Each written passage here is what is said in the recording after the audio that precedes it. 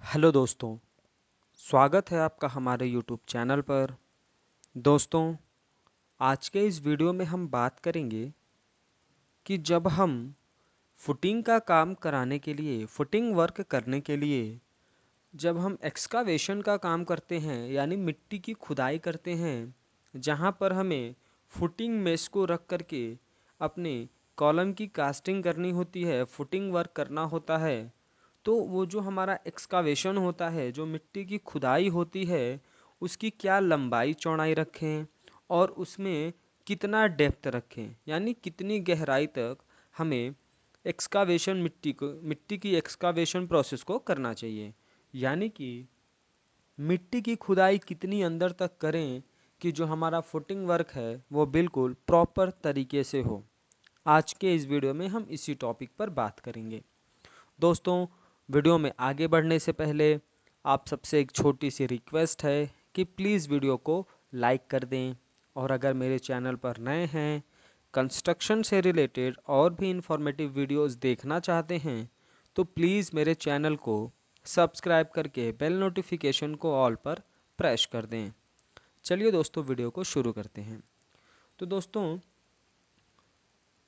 Building construction में, house construction में सबसे इम्पॉर्टेंट जो चीज़ होती है वो होती है हमारी फुटिंग की लेंथ को डिसाइड करना।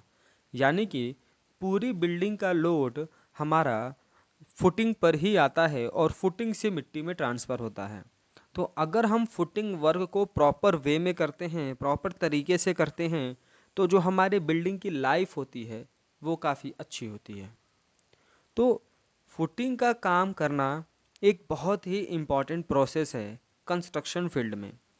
तो दोस्तों, जैसे मान लीजिए कि आप जो घर बनवा रहे हैं वो टोटल फ्रेमिंग कंस्ट्रक्शन है।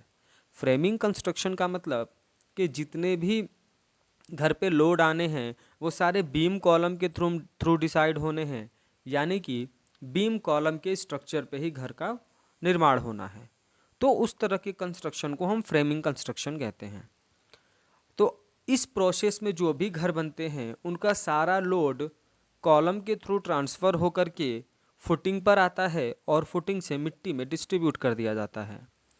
तो इसमें सबसे इम्पॉर्टेंट प्रोसेस ये हो जाता है कि जो हम अपने फुटिंग के लिए गड्ढा खोद रहे हैं उसकी लंबाई क्या रखें, उसकी चौड़ाई क्या रखें और उसकी गहराई क्या रखें। तो अगर मैं आपको एक सिंपल सा एग्जांपल दूं कि मिनिमम कितना आप रख सकते हैं एक रेसिडेंशियल घर बनाते समय, तो दोस्तों कम से कम जो उसकी गहराई होगी वो 4 फीट की होगी, और जो उसकी लंबाई और चौड़ाई होगी वो भी 4 फीट की होगी। एक अगर थंब रूल आपको बताऊं तो आपको minimum 4 feet by 4 feet by 4 feet का गड्ढा खोदना होता है। यानी कि 4 फीट लंबा, 4 फीट चौड़ा और 4 फीट गहरा। जैसा कि आपको वीडियो में दिख रहा होगा, यहाँ पर हाउस कंस्ट्रक्शन स्टार्ट होने वाला है और एक्सकावेशन का काम प्रोसेस पे है। तो आपको वीडियो में दिख रहा होगा कि यहाँ पर कितने प्रॉपर तरीके से एक्सकावेशन का काम कराया गया है। और आप मैं आपको बता दूं कि ये जो कंस्ट्रक्शन है ये 3 मंजिला कंस्ट्रक्शन के लिए हो रहा है। तो 3 मंजिला कंस्ट्रक्शन के लिए यहाँ पर हमने जो फुटिंग की गहराई रखी है वो 5 फीट हमने लंबा रखा है, 5 फीट चौड़ा रखा है, और जो हमने गहराई दी है वो 4.5 फीट की दी है। 5 फीट लंबा रखने का मतलब ये है कि जो हम फुटिंग का मेश बना रहे हैं वो 4 फीट का है, और हमारा फुटिंग का जो मेश है उसका जो सरिया है वो मिट्टी के संपर्क में ना रहे, इसलिए जो फुटिंग की साइज रखते हैं, जो गड्ढे की साइज रखते हैं, वो फुटिंग मेश की साइज से थोड़ा बढ़ाकर रखते हैं कि जब हम फुटिंग की जाली को अंदर डालें तो वो मिट्टी के संपर्क में ना रहे, वो कि बीच में आए, ताकि हमारा करोजन फ्यूचर में ना हो। तो यहाँ का जो कंस्ट्रक्शन है ये 3 मंजिला के बेस पे है। अगर आप कोई कंस्ट्रक्शन करा रहे हैं और आपको अगर थंब रूल जानना है तो आपको कम से कम 4 feet by 4 feet by 4 feet का आपको मिनिमम उसका फुटिंग का शेप रखना है। 4 फीट आपको गहरा रखना है, 4 फीट लंबा और 4 फीट चौड़ा रखना है। इसमें आपको एक बात बहुत ध्यान रखनी होती है कि जब आप कंस्ट्रक्शन कराएं तो आप किसी इंजीनियर्स की राय लें, ड्राइंग बनवाएं और ड्राइंग के अकॉर्डिंग और इंजीनियर के सुपरविज़न में ही कंस्ट्रक्शन कराएं।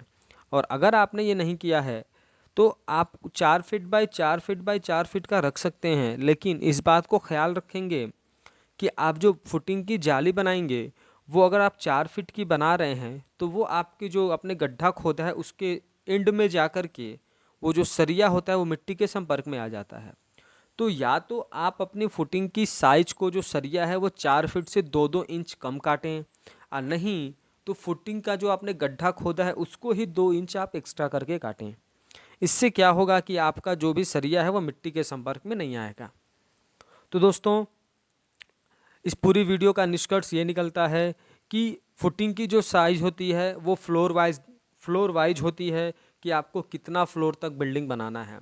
अगर आप 2 फ्लोर 3 फ्लोर तक बना रहे हैं रेसिडेंशियल बिल्डिंग तो आप 4 feet by 4 feet by 4 feet तक आप रख सकते हैं, ये ओके है। लेकिन अगर आप उससे भी ज़्यादा हाइट में ले जाना चाहते हैं तो उसके लिए आपको मिट्टी की सॉइल बेयरिंग कैपेसिटी टेस्ट करवानी होती है, कि ये काम आप किसी इंजीनियर को हायर करते हैं तो वो प्रॉपर तरीके से आपको बता देता है। तो बिल्डिंग का जो फुटिंग की जो साइज़ होती है वो बिल्डिंग की लेंथ पे डिसाइड होती है, लेकिन नॉर्मल कंस्ट्रक्शन जो होता है वो 2 फ्लोर 3 फ्लोर का होता है, तो इसके लिए आप 4 feet by 4 feet by 4 feet का आप गड्ढा रख सकते हैं। दोस्तों, अगर वीडियो पसंद आया हो तो प्लीज़ वीडियो को लाइक कर दें, और अगर मेरे चैनल पर नए हैं, ऐसे ही कंस्ट्रक्शन से रिलेटेड और भी इंफॉर्मेटिव वीडियो फ्यूचर में देखना चाहते हैं तो प्लीज़ मेरे चैनल को सब्सक्राइब करके बेल नोटिफिकेशन को ऑल पर प्रेस कर दें। Thank you.